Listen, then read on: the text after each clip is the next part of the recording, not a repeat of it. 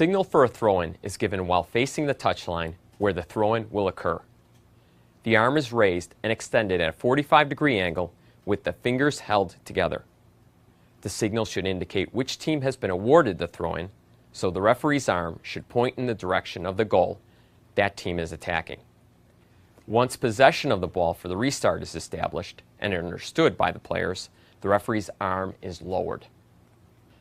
The signal for a direct free kick is the same as for a throw-in. Its purpose is to establish which team has possession of the ball for the restart, and accordingly, once this is understood by the players, the arm is lowered. The arm is raised and extended at a 45-degree angle with the fingers held together. The signal for an indirect free kick starts with establishing which team has possession. This is done by first giving the same arm signal as for a direct free kick. As soon as possession has been established, then the referee gives a separate signal to indicate that the free kick will be indirect rather than direct. The law requires that the indirect free kick signal be held from when the ball is kicked until the ball contacts another player or play is stopped for some other reason, at which point the signal is lowered. The signal itself consists of the arm held straight upward with the fingers held together. The arm used for the signal should not be the one in which the whistle is held. While facing the goal, the referee signals for a goal kick by holding the arm straight out horizontally with the fingers held together. The signal is lowered as soon as possession for the restart is clearly established. While facing the end of the field where the ball crossed the goal line, the referee signals for a corner kick by pointing in the direction of the corner closest to where the ball left the field of play. The arm is raised and extended at a 45-degree angle with the fingers held together, and on the same side of the body as the corner being used for the restart. The referee's body is turned in a slight angle to face the selected corner. Once it is clear that both the restart and the correct corner are understood by the players, the arm is lowered. Advantage is signaled both visually and verbally. Both arms are brought upward in a swinging motion from below the waist to a point no higher than the shoulders. At the same time, the referee clearly and loudly states either "play on" or "advantage." The referee must not use these phrases or anything which might be confused with either phrase where the application of advantage is not intended. There are two basic scenarios for displaying a card for misconduct.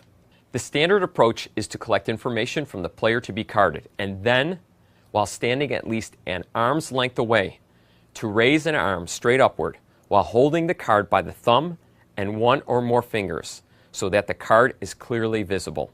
The other scenario used is when the referee decides there is a danger of retaliation, violence, or further misconduct if action is not taken immediately.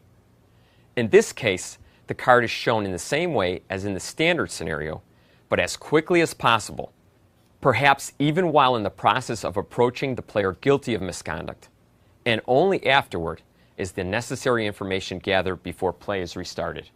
Anytime a red card is displayed, the action should be followed by a gesture which clearly indicates that the player must leave the field.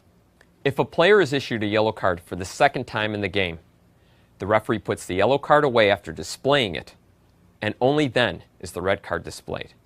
U.S. Soccer recommends that referees keep yellow and red cards in separate pockets so they can be quickly retrieved without fumbling, dropping, or wasting time to check that the correct color card has been pulled.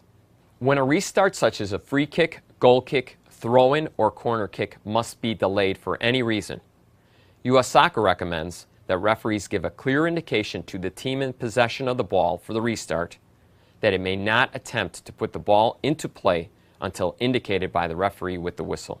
This is achieved by verbally stating that the team must wait for the whistle, and in most cases, pairing this with a strong visual indication by raising the whistle no higher than the referee's shoulders or head and pointing to it with the other hand. When the request for a substitution is signaled by the assistant referee or fourth official, the referee need only provide a clear visual indication that the substitution may proceed. This typically involves the referee waving on the player in question with a beckoning motion. If needed, the referee can clarify the signal with the officiating team during the pregame conference. When a penalty kick has been awarded, the referee points with an extended arm, fingers held together, downward in the direction of the penalty mark.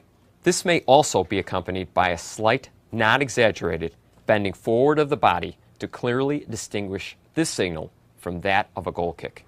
From an angle and a distance in relation to the assistant referee or fourth official, the referee indicates with his or her fingers the number of additional minutes of added time.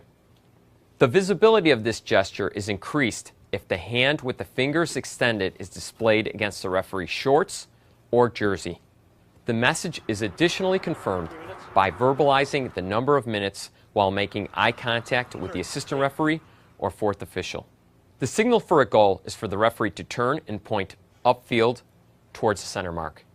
Before signaling, the referee's attention should remain focused on the area in front of the goal to observe player reactions. Next, the referee should make eye contact with each member of the officiating team, specifically with the lead assistant referee, to ensure that no infractions have taken place.